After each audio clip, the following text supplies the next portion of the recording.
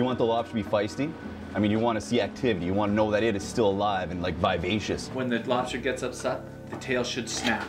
It should always have a dark green or an olive brown color to it. Another thing I look for is a nice firm shell. Lobsters come in different sizes. You have the smaller type, which is what we call a canner. It ranges anywhere from ½ a pound to a pound.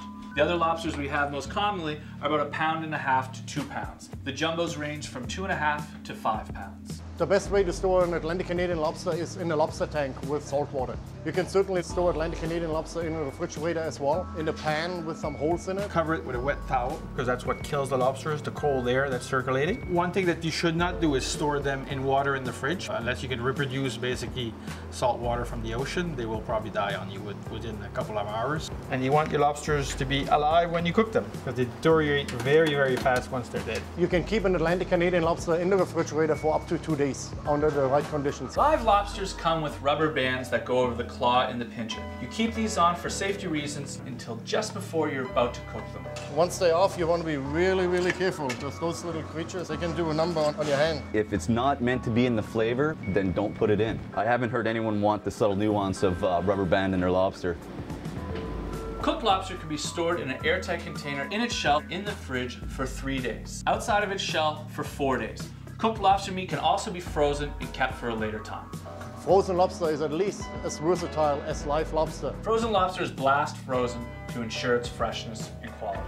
I'm going to show you how to thaw Atlantic Canadian frozen lobster. Thawing frozen lobster should be done by submerging the package in cold water inside a refrigerator. Do not thaw frozen lobster at room temperature or in warm water. This will cause loss of quality. They should be consumed preferably within 24 to 36 hours maximum after they've been thawed.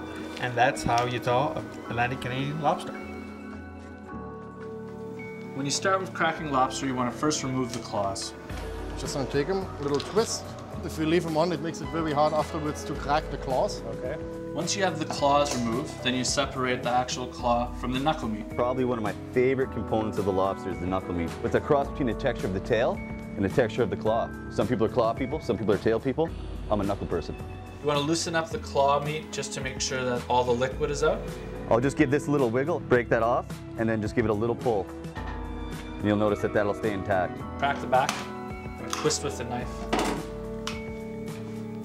Your meat just slides right out. To take the tail out, you want to cross it from the body. Make sure it's all drained. Give it a crack on the inside. And then with a pair of scissors, slowly go down the side of it.